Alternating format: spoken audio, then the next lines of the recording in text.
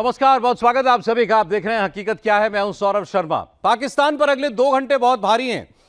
एक ऐसी डील होने वाली है, एक ऐसा फैसला होने वाला है जिसके बाद पाकिस्तान शायद कभी युद्ध ही ना लड़ पाए, पाकिस्तान कभी मिसाइल ना छोड़ पाए, पाकिस्तान के ड्रोन्स पाकिस्तान में ही गिरेंगे, मुनीर की पूरी सेना धराशायी हो सकती है। नरेंद्र मोदी बस थोड़ी देर के बाद इजरायल की संसद में बोलने वाले हैं। मोदी की स्पीच को पूरी दुनिया सुनेगी। ईरान से लेकर पाकिस्तान तक यह भाषण सुना जाएगा। अमेरिका से लेकर मिडिल ईस्ट तक इस भाषण की गूंज सुनाई देगी। मोदी के इजरायल दौरे को लेकर सिर्फ 2 इकोसिस्टम्स में खलबली है। एक इकोसिस्टम राहुल गांधी का है और दूसरा है पाकिस्तान का। दोनों इकोसिस्टम्स अभी से ही माहौल खराब करने में लग गए हैं। अगले 24 घंटे में नरेंद्र मोदी एक सुरक्षा कवच तैयार करने जा रहे हैं। एक ऐसा ऐलान होने वाला है जिसे पाकिस्तान नहीं सुन पाएगा और हिंदुस्तान हमेशा के लिए सुरक्षित हो जाएगा।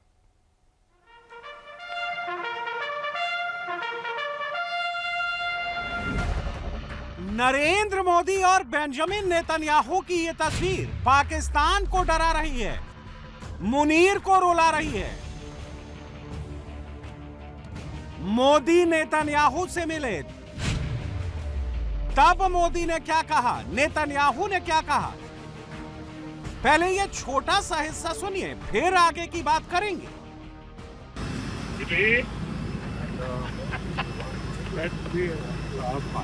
Good to see you. Obisipa. No better. Wow, the big You see what you want? Look at the Yes, color. my brother. Thank you. I'm so happy. And I miss India. Welcome back. So, wonderful country. It's a wonderful I leader. cannot, I know. It's because of you. It was wonderful. And welcome, my friend. My friend.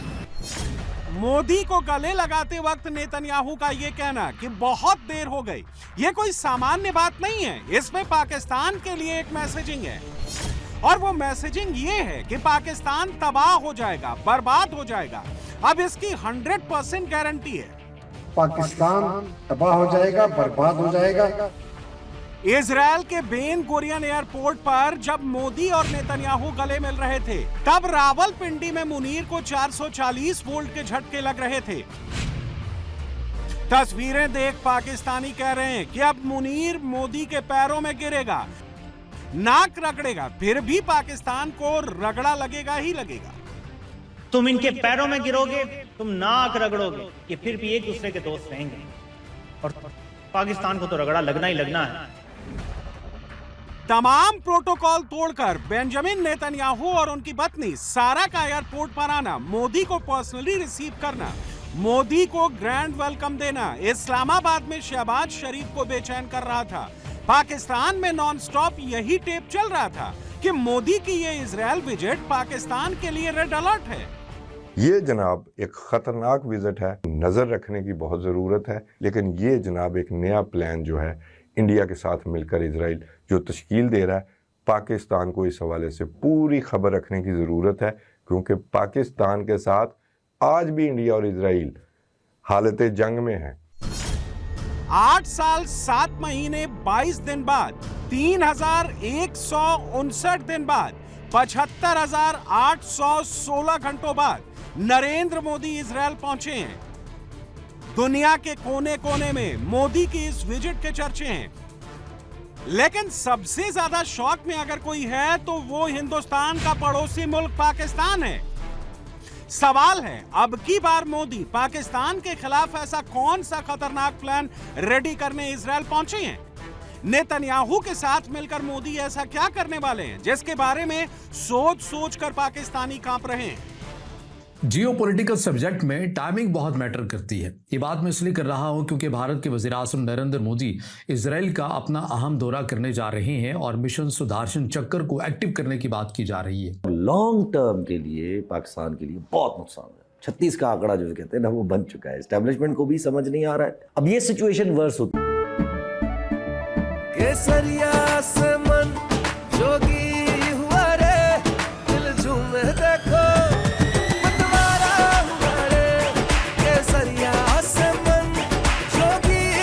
हर पल मनाओ केसरी त्योहार। विमल, बोलो जुबां केसरी। दी जा रही है क्योंकि ignore किया जा रहा है, जिसकी वजह से कुछ ऐसी चीजें ट्रिगर हो सकती हैं जो सिचुएशन खराब कर देगी। अब मिसाल, कल मोदी जी जा रहे हैं इसराइल, क्यों? क्योंकि उसकी पर्सनल ख्वाहिशात है पाकिस्तान के खिलाफ, लेकिन हमारे लिए तो ये खतरे की चीज है, खतरे की बहुत बड़ी चीज है।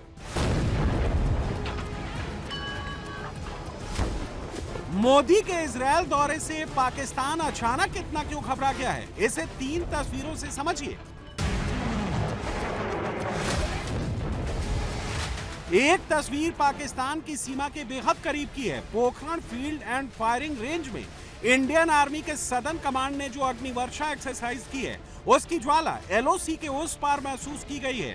दूसरी तस्वीर इंडियन आर्मी के वेस्टर्न कमांड की खड़क शक्ति एक्सरसाइज की है, जहां इतने बम फूटे हैं, तोप से इतने गोले निकले हैं, इतने रॉकेट छूटे हैं, ड्रोन से इतने धमाके हुए हैं, जिसने पूरे पाकिस्तान को हिला दिया है। और तीसरी तस्वीर इजरायल में नरेंद्र मोदी के ग्रैंड वेलकम की है, जिससे मुनीर और शहबाज के पसीने छूट रहे हैं। अब किसी के ज़हन में यह सवाल आएगा कि भारत का प्रधानमंत्री इजरायल गया है, उससे पाकिस्तान को क्या लेना देना? तो फैक्ट यह है कि लेना देना है, क्योंकि मोदी इजरायल के दौरे पर यूं ही नहीं गए। मोदी वहां पाकिस्तान का परमानेंट इलाज करने वाले हथियारों की पूरी लिस्ट लेके गए हैं। मोदी का मैसेज लाउड एंड क्लियर है।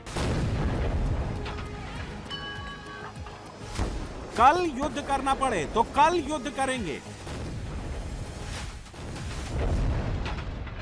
24/7 बैटल रेडी रहेंगे और उसके लिए जो हथियार जहां से लेने होंगे, मोदी वहां से लेंगे। और इसका हिंट इजरायल के पीएम ऑफिस नहीं दिया है।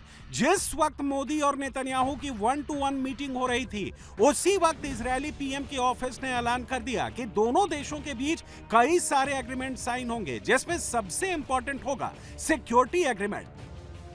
मोदी ने कौन सी डील की, किन किन वेपन सिस्टम्स पर बात हुई, आगे बताएंगे। पहले पाकिस्तानी कैसे अपना सिर पीट रहे हैं, कितना पैनिक में हैं, आपको ये सुनाते हैं। सबसे बड़ा एजेंडा जो इस विजिट का रखा गया है वो है मिशन सुदर्शन चक्र। अब ये मिशन क्या है? बेसिकली भारत के अंदर जो हिंदू मज़हब है, उनके जो भगवान है, विष्णु भगवान जो है, उनका एक मुक़द्दस हथियार माना जाता है, जिसको कहा जाता है सुदर्शन चक्र, यानी कि एक ऐसा हथियार जो दुश्मन के लिए उसकी तबाही की अलामत समझा जाता है। इसी मुक़द्दस हथियार के मुताबिक, जो भारत के हिंदू मज़हब के मुताबिक है, इसी नाम के मुताबिक भारत जो है वो इजराइल के इश्तराक से पूरे मुल्क के अंदर अपनी एक ऐसी एयर डिफेंस शील्ड बनाना चाहता है जो उसे पाकिस्तान और चाइना से ज़्यादा से ज़्यादा जो है वो उसको प्रोटेक्ट कर सके। कि एक ऐसा दिफाई निज़ाम होगा जैसे कि इजराइल का आयरन डोम है, लेकिन कुछ तज्ज़ियाकारों को ये कहना है कि ये इससे भी बड़े पैमाने के ऊपर भारत जो है वो इजराइल के साथ मिलकर जो है इस मंसूबे के ऊपर काम कर रहा है। और ये खालिसतन पहली बार जो इंस्टॉल होगा, अब जब ये बन जाएगा तो ये भारत के अंदर ही होगा। और अब ये बड़ी हैरान कौन, एक बड़ी दिलचस्प बात भी है कि मंसूबा ये भारत का है, इजराइल को इसके अंदर शामिल किया गया है ताकि दोनों ममालिक मिलकर इसके ऊपर काम कर सकें, लेकिन ये इंस्टॉल जो है लगेगा, जो ये भारत के अंदर लगेगा। तो लिहाजा आप ये कह सकते हैं जो इसका मेन और अहम जो हिस्सा है वो भारत ही है, क्योंकि भारत के अंदर ही इंस्टॉल होना है। भारत और इजराइल मिलकर मुश्तरका तौर के ऊपर भारत के अंदर एक ऐसी एयर डिफेंस शील्ड बनाना चाहते हैं जो से हर तरह के जो खतरे हैं उनसे प्रोटेक्ट कर सके। ये लेज़र टेक्नोलॉजी का भी इसके अंदर बड़े पैमाने के ऊपर इस्तेमाल किया जाएगा और मकसद यही है कि चाइना और जो पाकिस्तान से ज़्यादा खुद को सिक्योर किया जा सके। आइस ब्रेकर मिसाइल हैं, स्पाइस बम हैं और ड्रोन टेक्नोलॉजी। ड्रोन के हवाले से इजराइल जो है बहुत तरक्की पर है और अब ये ड्रोन टेक्नोलॉजी के हवाले से बड़ी बातें होती हैं कि ये बड़ा मौसर हथियार है। दुश्मन के ठिकानों तक तकरीबन फ़ज़ाइया जितना भी जो है वो अपना नुकसान पहुंचा सकते हैं। एक इनका हेब्रॉन मिसाइल है, उसके हवाले से है कि जी इंडिया वो ख़रीदना चाहता है। वो कुछ 470 किलोग्राम का वज़न भी लेके जा सकता है। ड्रोन अब जो है वो कुमक के लिए भी इस्तेमाल होते हैं कि फ़ौजी साजो सामान उसके ज़रिए भी जा सकता है। फिर इसको आम रेडार जो है वो पकड़ नहीं सकता। और ये जिस मैं ड्रोन की बात कर रहा हूँ, ये 35,000 फीट तक और 48 घंटे तक फ्लाई कर सकता है। तो ये इस तरह के उनके सौदे होने जा रहे हैं और इंडिया ये भी चाहता है कि ये इंडिया में भी बनाए जाए। सोचिए, इधर मोदी का प्लेन इजरायल में उतरा ही था, मोदी और नेतन्याहू का हैंडशेक हुआ ही था। उधर पाकिस्तान में तरह तरह की हेडलाइन बनने लगी और उसकी वजह ही इन दो वर्ल्ड लीडर्स की बॉन्डिंग है, जिसने पाकिस्तान की सिट्टी पिट्टी गुम कर दी है। और ये कैसे हो रहा है, इसे दो अलग अलग वीडियो से समझिए। This is a bond of real friendship. Great friend, my great friend. Thank you. Prime minister Modi Israel के दौरे पे अचानक जा रहे हैं बुध को, और बुध को उस दौरे में अब उसका बड़ा चर्चा हो रहा है। और उसका चर्चा इस तरह हो रहा है कि जो नेतन्याहू है, उन्होंने एक बयान दिया है, उसमें उन्होंने कहा है कि वो बुध को आ रहे हैं मेरे दोस्त मोदी, और फिर उसके वो जब पहुंचेंगे तो जो मैं विजन मुझे नज़र आ रहा है, जो मुझे मेरा ड्रीम नहीं विजन बल्कि जो मुझे नज़र आ रहा है उसके मुताबिक, और मेरी आंखें जो देख सकती हैं मुस्तकबिल में, कि हम दोनों मिल के एक ऐसा मुकम्मल निज़ाम बनाएंगे हम जिसमें हम इत्तेहादी होंगे, और जो हमारा इत्तेहाद अराउंड और with in the middle east, around and with in the middle east, around में पाकिस्तान है, इंडिया के साथ मिलके वो अलायंस बना के उसमें पाकिस्तान एक पोटेंट पावर है, मिडल पावर है, और सऊदी अरब के साथ हमारा इत्तेहाद है। उस इत्तेहाद की वजह से उसको तोड़ने के लिए पाकिस्तान को कमज़ोर किया जाना बहुत ज़रूरी है, और पाकिस्तान बहुत बड़ा ख़तरा है, ईरान के बाद पाकिस्तान की बारी है। तो ये बातें तो अब ओपनली होना शुरू हो गई हैं। यानी पाकिस्तान मान कर बैठा है कि इस बार नरेंद्र मोदी नेतन्याहू के साथ मिलकर कुछ ऐसा केसरिया से मन जोगी हुआ रे, दिल झूमे देखो मतवारा हुआ रे, केसरिया से मन जोगी हुआ। हर पल मनाओ केसरी त्योहार, विमल बोलो जुबान केसरी। करने वाले हैं, कोई ऐसी डिफेंस डील करने वाले हैं जिससे भविष्य के युद्ध में हिंदुस्तान पाकिस्तान को पूरी तरह नस्तो नाबूद कर देगा। अभी तक फुल डिटेल तो नहीं आई है, लेकिन रिपोर्ट्स के मुताबिक मोदी के इस इजरायल विजिट में भारत 8.6 बिलियन डॉलर्स के इजरायली मेड वेपन्स का सौदा कर सकता है, जिसमें Spice 1000 precision guided guidance kits, Rampage air to surface missile, air launch ballistic missile LORA, Ice Breaker naval cruise missile शामिल है। हथियारों की इस डील का पता चलते ही पाकिस्तान में कमेंट्री शुरू हो गई है। पाकिस्तानी खुद कहने लगे हैं कि अब की बार मुनीर मोदी के पैरों में गिर कर नाक रगड़ेगा, फिर भी नहीं बचेगा। लेकिन मैं सिर्फ इतना कहूंगा कि यार कुछ शर्म कर लो, ये तुम्हारी खारजा पॉलिसी, ये पेज है तुम्हारी खारजा पॉलिसी। आखिर ना पाकिस्तान ने ना जबरदस्त खारजा पॉलिसी बना ली। तुम इसराइल की गोद में बैठे हो, बगल गिर इसराइल मोदी के साथ हुआ हुआ। ये तुम्हारी नट शेल में तुम्हारी खारजा पॉलिसी। तुम इनके पैरों में गिरोगे, तुम नाक रगड़ोगे, ये फिर भी एक दूसरे के दोस्त रहेंगे, और पाकिस्तान को तो रगड़ा लगना ही लगना है। बात सिर्फ प्रिसीजन गाइडेड मिसाइल और बैलिस्टिक मिसाइल पर आकर खत्म नहीं हो जाती। इस बार मोदी का फोकस इजरायल के आयरन डोम पर भी है। नरेंद्र मोदी इजरायल से वो एयर डिफेंस सिस्टम लाना चाहते हैं जिसके आने के बाद परिंदा भी हिंदुस्तान के एयर स्पेस में पर नहीं मार सकेगा।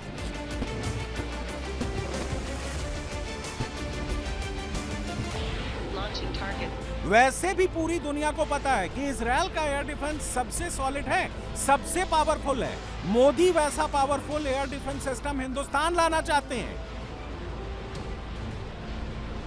इजरायली अखबार हेराज के मुताबिक भारत काउंटर ड्रोन सिस्टम, खासकर ड्रोन के झुंडों से बचाव के लिए आयरन बीम चाहता है। हेराज के मुताबिक 5 एडवांस हथियारों का सौदा करीब करीब तय है। रिपोर्ट के मुताबिक इनमें राफेल और एल्बिट द्वारा बनाए गए laser based system, Israel Aerospace Industries की तरफ से बनाए गए एरो सिस्टम और राफेल द्वारा बनाए गए डेविड स्लिंग और आयरन डोम शामिल हैं। नरेंद्र मोदी के इस इजरायल दौरे का एक अहम हिस्सा सुदर्शन चक्र डील को फाइनल करना है। इसमें इजरायल की दुनिया भर में मशहूर आयरन डोम और डेविड स्लिंग टेक्नोलॉजी को भारत के देसी एयर डिफेंस ग्रिड में शामिल करना शामिल है। यानी भारत और इजरायल के बीच आयरन डोम एयर डिफेंस सिस्टम और एरो सिस्टम के लिए समझौता हो सकता है, जो लंबी दूरी की एडवांस बैलिस्टिक मिसाइलों को रोकने में माहिर है।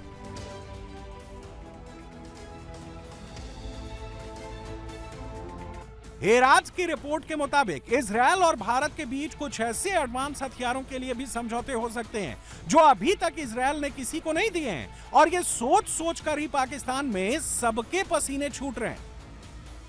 ये जो हुकूमत है ये तो आई ही आरएसएस की हुकूमत है। इनका एजेंडा और ज़ायनिस्ट का एजेंडा जो है, जो ये ज़ायनिस्ट रजीम है इजराइल का, या इजराइल इसी ज़ायनिज़म की बुनियाद पर बना है, इनका तो एजेंडा बिल्कुल सेम है। इन्होंने जो भी इनके मुताबिक ठीक लोग नहीं हैं, जो इनको नहीं चाहिए, तो वो इनकी डॉक्ट्राइन के, दोनों की डॉक्ट्राइन के मुताबिक कि उनको या तो निकाल दिया जाए या ख़त्म कर दिया जाए। अब ये जो ताल्लुकात हैं ये दूसरे फेज़ में चले गए हैं। नेतन्याहू है वो कहता है ये हम ज़ाती तौर पर दोस्त हैं, हम फ़ोन पर बातचीत करते रहते हैं, और ये सारी जो आपने देखा। फिर नेतन्याहू की एक तकरीर है जो अभी कुछ दिन पहले, शायद एक दिन पहले बल्कि, उन्होंने की है, जिसमें वो भी एक एक्सेस बनाना चाहते हैं। अहम कंपोनेंट जो है वो पाकिस्तान है। अब आपको ये भी याद रहना चाहिए कि पाकिस्तान के साथ जो जंग की इंडिया ने, उसमें इंडिया को जितना ताउन इजराइल ने दिया है वो भी आपके सामने है, और उसमें फिर पाकिस्तान तो जाहिर है पाकिस्तान का डायरेक्ट दुश्मन है इंडिया, और फिर उसके बाद इजराइल पाकिस्तान के एटॉमिक जो पावर होने की वजह से, आप देख लें कब की खबर रखते हैं, वो कब समझते थे कि पाकिस्तान दुश्मन है, हमारे यहाँ बेचा जाता है, हमारा इजराइल से कोई ताल्लुक ही नहीं है, हमारा इजराइल के साथ कोई दुश्मनी बनती ही नहीं है, लेकिन वो समझते हैं। तो ये जनाब एक पस मंज़र है, और उसमें अब ये एक बनाने की कोशिश हो रही है इजराइल का अलायंस। और अरब दुनिया के साथ जो इंडिया के ताल्लुकात हैं वो पहले प्रैग्मेटिज्म पे थे, अब ये इजराइल के साथ मिलकर एक हेजमोनिक डिज़ाइन, इंडिया क्या देखता है, इंडिया क्या करना चाहता है, तुर्की से बदला लेना चाहता है पाकिस्तान और भारत के दरमियान जंग का, या कोई बड़े ख्वाब हैं, ये खुल जाएगी बात। लेकिन ये बातें इजराइल में ऐसे अलायंसेस की बातें उनका वज़ीर आज़म कर रहा है। पाकिस्तान के पास फ़र्ज़ करें, मेरा ख्याल है कि इससे ज़्यादा है वो, जो हम वही आपकी वाली बात, इनफॉर्मल नंबर जो हम सुनते हैं उसमें पाकिस्तान के पास कोई 100 को बॉम्ब है जी पाकिस्तान को। लेकिन खुदा ना करे, मैं सिर्फ हाइपोथेटिकल सिनेरियो की बात कर रहा हूँ, इंडिया को कंप्लीटली डिस्ट्रॉय करने के लिए, ऑब्लिटरेट करने के लिए 3 चाहिए होंगे, 4 चाहिए होंगे, 5 चाहिए होंगे। देखिए अकबर, और likewise for India in Pakistan, पर हमारे पास किसी एटम बम की कैपेसिटी भी नहीं है। हमें नहीं पता उसके कि इंटेंसिटी क्या, कोई बम इतना बड़ा बन चुका है जो नागासाकी से 4 गुना बड़ा हो। अब तो हाइड्रोजन बम्स की बात हो रही है, और ऐसे बम्स की, और कुछ ना कुछ हो रहा होता है ग्लोबल लेवल के ऊपर, कोई एक नई एंगेजमेंट हो रही होती है, अलायंसेस बन रही होती हैं। सबसे पहले तो हमें आज यही बताइएगा कि इस वक्त इस टाइमिंग के अंदर जो मोदी साहब का विजिट है इसराइल का, इसकी क्या सिग्निफिकेंस है? देखिए, दुनिया में बहुत बड़ी डेवलपमेंट्स हो रही है, आलमी सतह पे भी और रीजनल सतह पे भी, तो उसी पस मंज़र में इस विज़िट को भी देखना चाहिए। तो ये जो मोदी साहब विज़िट कर रहे हैं ये बहुत अहम है।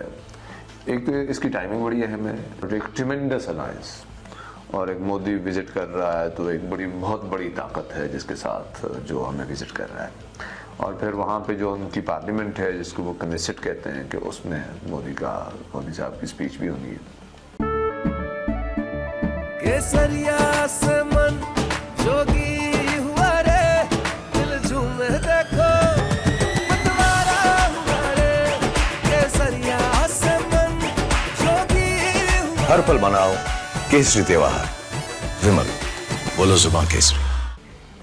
तो इसराइल से जिस तरह की बयानबाजी हो रही है उससे लग रहा है कि वो तो इसको बहुत अहमियत दे रहे हैं। अच्छा, आपको पता है काफ़ी टेक्नोलॉजी ट्रांसफ़र भी हो रही है, सिक्योरिटी में वेपन्स उधर से खरीदे जाते हैं, लेकिन सिक्योरिटी मतलब किसकी सिक्योरिटी? इसराइल की सिक्योरिटी, इंडिया की सिक्योरिटी।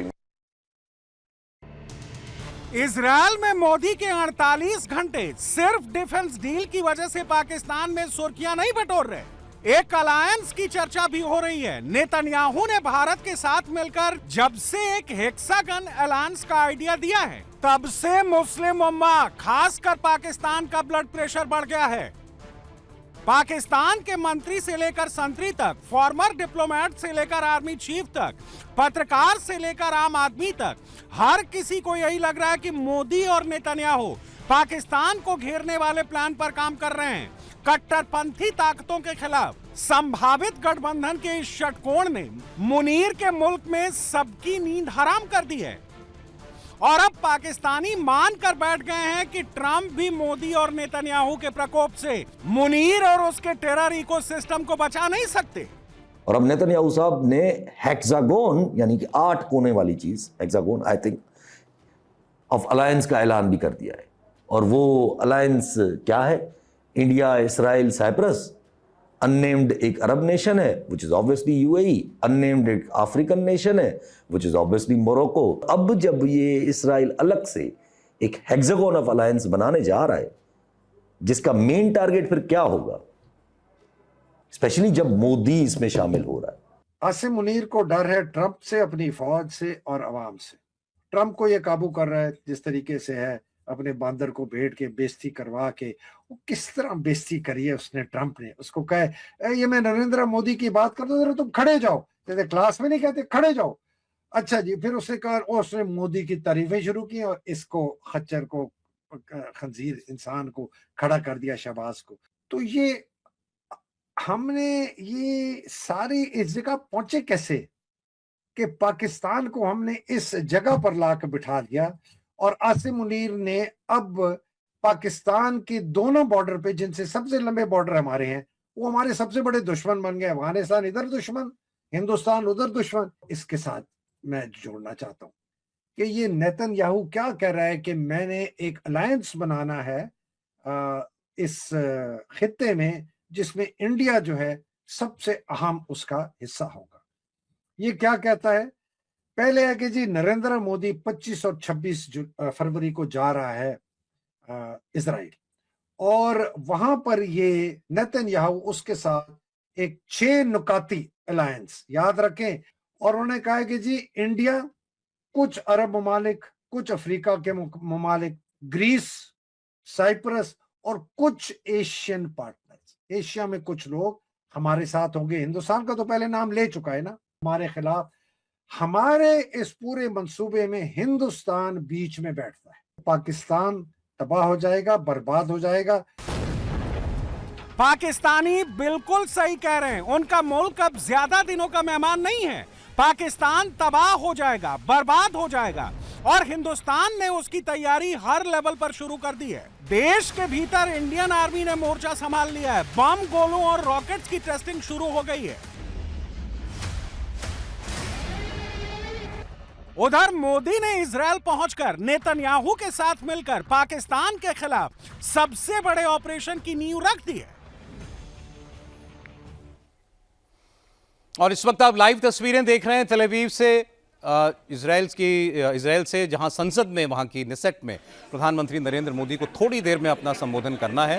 तो बस अब थोड़ी देर में इजरायल की पार्लियामेंट से आप प्रधानमंत्री को सुनेंगे। भारत का कोई प्रधानमंत्री पहली बार वहां की संसद में जाकर अपना संबोधन करने वाला। आप देख रहे हैं नेतन्याहू जो वहाँ प्रधानमंत्री हैं, उनकी वाइफ साथ में हैं। लगातार प्रधानमंत्री को एयरपोर्ट से उन्होंने रिसीव भी किया, तब भी दोनों साथ में थे। और उसके बाद अब जब पार्लियामेंट पहुंचे हैं प्रधानमंत्री, तो वहाँ उनकी अगवानी वो कर रहे हैं। अभी आपने देखा इजरायली बच्चों के साथ भी प्रधानमंत्री नरेंद्र मोदी फोटो खिंचवा रहे थे, सेल्फी खिंचवा रहे थे, कुछ तस्वीरें बना करके लेके आए थे इजरायल के छोटे छोटे बच्चे, भारत और इजरायल की दोस्ती को दिखाते हुए। और अब थोड़ी देखें, फिर एक बच्चा जो है वो मुलाकात करने के लिए आया है। इससे पहले एक विजिटर्स बुक में प्रधानमंत्री ने वहाँ अपने विचार जो हैं वो रखे।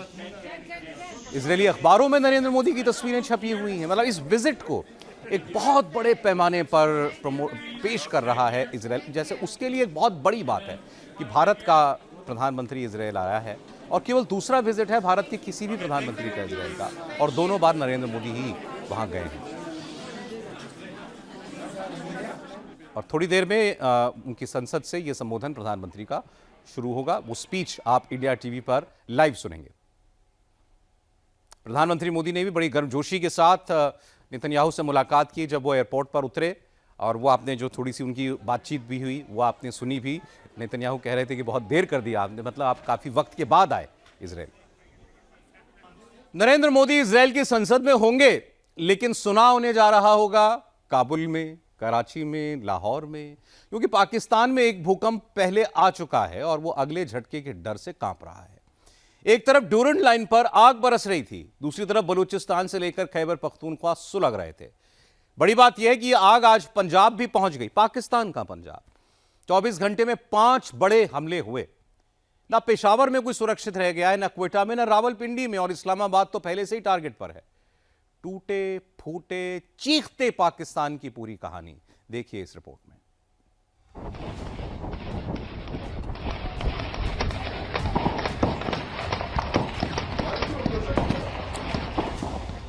ऐसी आतिशबाजी मुनीर ने इससे पहले ऑपरेशन सिंदूर में देखी थी। वही नजारा अफगानियों ने मंगल की रात दोबारा दिखा दिया।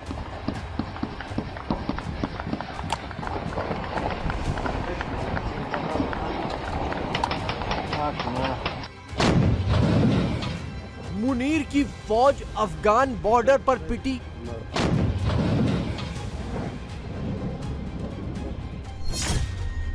मुनीर की फौज बलोचिस्तान में छलनी हुई।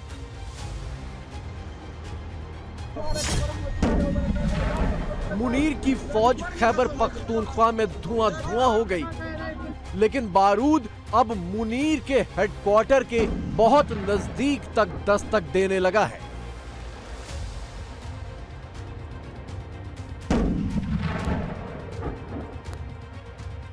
खैबर पख्तूनख्वा में आग लगी हुई है, बलूचिस्तान में आग लगी हुई है और अब पंजाब में आग दाखिल हो गई। मुनीर घर में मार खा रहा, मोदी मोदी चिल्ला रहा।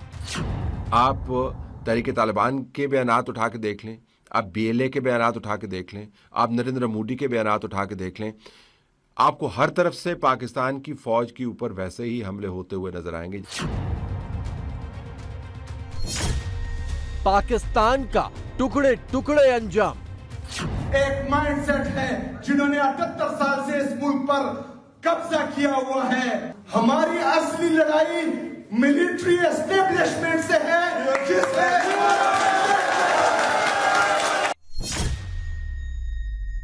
अगर उनके अमीर शेख रबतुल्लाह अखुंज़ादा ग्रीन सिग्नल दे दें तो 1 या 2 रातों में हम पेशावर में होंगे और क्वेटा के अंदर होंगे। आप देखेंगी कि साल के अंदर अंदर अगर इन्होंने खैबर पख्तूनख्वा बलूचिस्तान का हाल फलस्तीन वाला ना कर दिया। कभी फितनाल हिंदुस्तान, कभी फितनाल कतर, कभी फितनाल जजीरा टीवी। कब तुम लोग ये बात तस्लीम करोगे कि सबसे बड़ा मसला फितनाल GHQ है? 48 घंटे के भीतर पाकिस्तान पर 5 भीषण हमले हुए हैं। डूरन लाइन पर अफगानों ने जंग छेड़ दी है। खैबर पख्तूनख्वा में कोहाट और बहादुर खेल में TTP ने हमले कर दिए हैं। बलोचिस्तान के बोलान में बलोचों ने हमला किया और पंजाब बॉर्डर के नजदीक डेरा इस्माइल खान में एक सुसाइड बॉम्बर ने फौजी काफिले के पास खुद को उड़ा लिया। खैबर पख्तूनख्वा में आग लगी हुई है, बलूचिस्तान में आग लगी हुई है और अब पंजाब में आग दाखिल हो गई। अफगानिस्तान की तरफ से पाकिस्तानी पोस्टों पे फायरिंग की गई, राकेट दागे गए, मार्टर गोले फेंके गए। जवाब में पाकिस्तान सिक्योरिटी फोर्सेस ने शदीद फायरिंग की। 1 सवा 1 घंटा पौना 1 घंटा की ये फायरिंग अफगानिस्तान की तरफ से की गई। अब नाज़रीन, पाकिस्तान और अफगानिस्तान के माबैन जो कशीदगी है उसकी बड़ी वजह TTP है। खैबर पख्तूनख्वा के डेरा इस्माइल खान में हुआ हमला तो CCTV में रिकॉर्ड हुआ है। तारीख देख लीजिए, 24 फरवरी शाम 6:54। ये सुसाइड बॉम्बर फौजियों की ओर तेजी से बढ़ता है और नजदीक जाकर बटन दबा देता है। एक जोरदार धमाका और सब कुछ खत्म। दहशतगर्दी की जंग जो है वो पाकिस्तान में काफी फैल गई है। कल ही भक्कर में पंजाब के अंदर दाखिल हुई है ये जंग और इसकी वजह से पूरे पंजाब में हाई अलर्ट कर दिया गया है। लेकिन हर दिन हम ये सुनते हैं इस तरह के वाक़यात हो रहे हैं और इसकी वजह बड़ी सादा है कि पाकिस्तान ने जो हमले किए थे अफगानिस्तान के ऊपर, उसके बाद से एक्सपेक्ट किया जा रहा था कि पाकिस्तान में ये वाकयात बढ़ेंगे और बढ़े हैं। 3 सूबों को हिट किया उन्होंने 4 दिन में इन दहशतगर्दों ने। इससे उनकी रीच का अंदाजा होता है। इससे ये अंदाजा होता है कि वो लोग अपना इन्फ्लुएंस किस तरह लोगों के जहनों में उतार चुके हैं, किस तरह उनको गुमराह कर चुके हैं। और इसकी वजह यह है कि पाकिस्तान के अंदर तकसीम है। पाकिस्तान की जमीन पर धमाके तो 2 दिनों से हो रहे थे, लेकिन डूरंड लाइन पर जो जमावड़ा हो रहा था उसका अंजाम मंगलवार रात को दिख गया। अफगानी तालिबानी फौज ने आधी रात को पाकिस्तान का आसमान लाल कर दिया।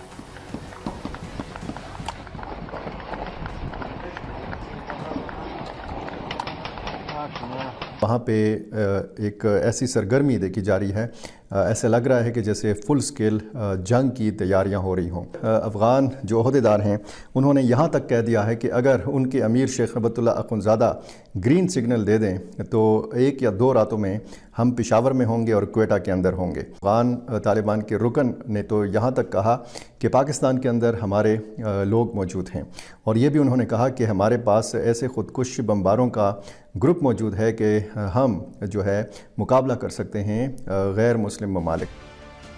जनरल मुनीर दरअसल 2 नस्लों के बीच फंस गया है। बलोचिस्तान में बलोच हैं जो किसी सूरत पाकिस्तान को अपना नहीं मानते। खैबर पख्तूनख्वा में पश्तून पठान हैं जो किसी हालत पाकिस्तान को अपना नहीं मानते। और डूरंड लाइन के दूसरी तरफ यानी अफगानिस्तान में भी पश्तून पठान हैं जो अब पाकिस्तान को अपना दुश्मन मानने लगे हैं। आप देखेंगी कि साल के अंदर अंदर अगर इन्होंने खैबर पख्तूनख्वा बलोचिस्तान का हाल फलस्तीन वाला ना कर दिया, नॉर्थ पंजाब, सिंध, गिलगित बल्तिस्तान, उनको तो खैर पहले से ही पता था, बलोचिस्तान को भी पता था, AJK को पता चल गया कि 78 साल से खैबर पख्तूनख्वा के खून से होली खेल रहे मादनियात के लिए कि पाकिस्तान के फौजी को शहीद करना है, पाकिस्तान का खून बहाना है, पाकिस्तान की पुलिस को शहीद करना है ताकि अमेरिका और यूरोप की बादशाहत कायम रहे। पाकिस्तान में पैदा हुए पाकिस्तान के पठान TTP के लड़ाके चुन चुन कर फौजी गाड़ियों और ठिकानों को निशाना बना रहे हैं। मुनीर ने जब अफगानिस्तान में हवाई हमले किए तो उसका जवाब पाकिस्तान के अपने पश्तून पठान दे रहे हैं और मुनीर की फौज को नापाक घोषित करके बदला लेने का ऐलान कर रहे हैं। तहरीक तालिबान पाकिस्तान की तरफ से जो दहशतगर्दी के वाक़यात के नतीजे में पाकिस्तान ने रद्द-ए-अमल दिया, उसकी प्रेस रिलीज़ का एक हिस्सा दिखाना चाहता हूँ, जिसके अंदर वो वाज़ेह अंदाज से टारगेट कर रहे हैं पाकिस्तान की फ़ौज को और पाकिस्तान के सिक्योरिटी के इदारों को। आप तहरीक तालिबान के बयानात उठा के देख लें, आप BLA के बयानात उठा के देख लें, आप नरेंद्र मोदी के बयानात उठा के देख लें, आपको हर तरफ से पाकिस्तान की फ़ौज के ऊपर वैसे ही हमले होते हुए नजर आएंगे जैसे सुहेल अफरीदी साहब ने कमरे के अंदर खड़े होकर कैमरों के सामने ये हमला किया। आपका अपना चीफ मिनिस्टर लोगों के सामने खड़े होकर वाज़ेह अंदाज से कहता है कि हमारी लड़ाई पाकिस्तान की मिलिट्री और इस्टेब्लिशमेंट के साथ है, और साथ ही नारे लगवाता है और साथ ही एक फोर्स भी तैयार कर रहा है। तो इशारे बड़े वाज़ेह हैं। तमाम का तमाम इस वक्त जोर पाकिस्तान की फौजी क़यादत के खिलाफ है। पाकिस्तान नरेंद्र मोदी के नाम पर रो रहा है। पाकिस्तान अपने टुकड़े टुकड़े वाले अंजाम का दोष मोदी पर मढ़ रहा है, लेकिन टुकड़े टुकड़े वाले नारे तो उसकी अपनी जमीन पर गूंज रहे हैं।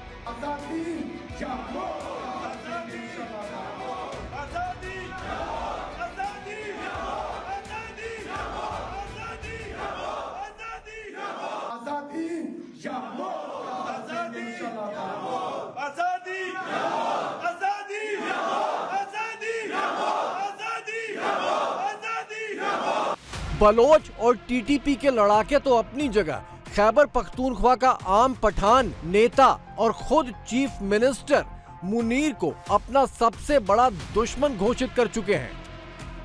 एक माइंडसेट है जिन्होंने 78 साल से इस मुल्क पर कब्जा किया हुआ है, जो अपने आप को ताकतवर समझते हैं और हमेशा कहते हैं कि हमारा सियासत से कोई लेना देना नहीं है और हमेशा सियासत करते हैं और हम हाथ पर हाथ धरे बैठे रहें, ऐसा नहीं हो सकता, नहीं होगा। ऐसा मजीद हम नहीं होने देंगे। हमारी असली लड़ाई मिलिट्री एस्टेब्लिशमेंट से है, जिससे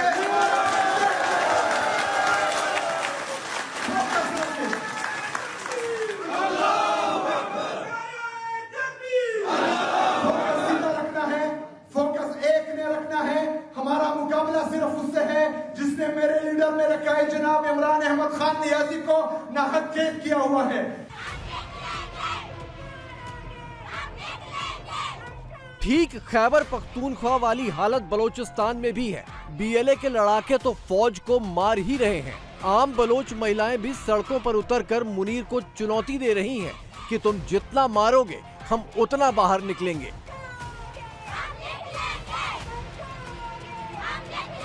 अफगानिस्तान की तरफ से पाकिस्तान के अंदर अटैक होते हैं, इस्लामाबाद के अंदर, बाजौर के अंदर, बन्नू के अंदर, आपने देखा। इसकी वजह क्या समझते, क्यों आपस में लड़ रही है दोनों? पब्लिक तो अभी मैं क्या बोलूँ यार, किसको जिम्मेदार समझती है, आपको भी पता है। आप बताएं ना किसको। मैं बोलूँगा, मैं धलिया जाऊँगा, फायदा कुछ नहीं है। बता दें कौन किसका बोल रहा है। जाऊँगा, बोलूँगा धलिया जाऊँगा। सारा काम फौज कर रही है, कोई कुछ नहीं कर रहा है। वो चाहे सबको रोकेगी, सब कराएगी। वो ये अमेरिका कर रहा है। अमेरिका करवा रहे? हाँ। कोई कह रहे अमेरिका करवा रहे, कोई कह रहे इसराइल करवा रहे, कोई कह रहे इंडिया करवा रहे, कोई कह रहे इंडिया करवा रहे, कोई इसराइल करवा रहे। तो ये क्या समझते हैं, ये कब खत्म होगा? ये खत्म नहीं होगा कभी भी, इसी तरह लड़ते रहेंगे, इसी तरह क़यामत तक लड़ते रहेंगे। ये इंडिया और इसराइल का आदेश में, ताकि मुसलमान आपस में लड़े और एक दूसरे को कत्ल गारत करें। बलोचों और टीटीपी को पाकिस्तानी फौज फितना अल हिंदुस्तान कहती है ताकि अपनी नाकामी हिंदुस्तान पर मढ़ सके। लेकिन अब तो टीटीपी के हमलों के लिए मुस्लिम मुल्क कतर पर भी दोष मढ़ने लगी है। इसकी काफ़ी प्लानिंग हुई है, ठीक, प्लानिंग हुई है, कोऑर्डिनेशन हुई है जी, और रिसोर्सेज इकट्ठे किए गए हैं। तो ये प्लान 6 माह पहले बना होगा। हथियार, पैसे, ट्रेनिंग, ये सब कुछ हुआ होगा और उस प्लानिंग के तहत ये सब कुछ हुआ है। और ये पार्ट ऑफ द इंडियन वो जो है ना डिस्टेबलाइज करने का प्लान, ये वही डोवल साहब का प्लान चल रहा है। कतर के किरदार को भी इस मामले में तनकीद की निगाह से देखा जा रहा है। ये सब मामलात क्या हैं अफगानिस्तान को लेकर? ये सही कह रही हैं आप, ये बिल्कुल सही कह रही हैं। इस वक्त शक ये है कि कतर भी सपोर्ट कर रहा है टीटीपी को।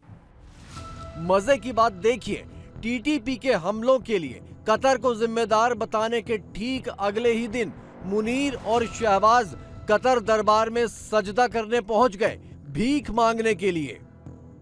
ये बेशरम लोग ये बैठे हुए हैं। मुझे ख्वाजा आसिफ वाले ना डायलॉग याद आ गए। ये कल तक कतर को कह रहे थे कि तालिबान कतर का असासा है। ये कल तक सारे फौजी अकाउंट लगे हुए थे, नून लीग के अकाउंट लगे हुए थे कि जो अल जजीरा है वो कतर हुकूमत का चैनल है, वो दहशतगर्दों की सपोर्ट कर रहा है, हमारे खिलाफ काम कर रहा है। आज पूरा डीम लाम लेके उधर पहुंच गए हैं। बादशाह के सामने ना सर बस सजूद नहीं हुए, वे बाकी सब कुछ कर रहे हैं। और कोई शर्म कर लो, कोई हया कर लो, कोई ग्रेस थोड़ी सी दिखा दो। ना जर्नलों में कोई शर्म है, ना इन शरीफों में कोई शर्म है। कभी फितना अल हिंदुस्तान, कभी फितना अल कतर, कभी फितना अल जजीरा टीवी। कब तुम लोग ये बात तस्लीम करोगे कि सबसे बड़ा मसला फितना अल GHQ है? सबसे बड़ा फितना GHQ से फूटता है और उसके ऊपर जो बैठा हुआ शख्स है इस टाइम, वो पाकिस्तान क्या दुनिया के टॉप के फितनों में से एक। अफगानिस्तान की मार से मुनीर शायद बच जाए क्योंकि रावलपिंडी में अपने बंकर में घुसकर छिप सकता है, लेकिन इस्लामाबाद और रावलपिंडी तक घुस चुकी टीटीपी और बलोचों से मुनीर नहीं बच सकता और ना ही पाकिस्तान बचेगा।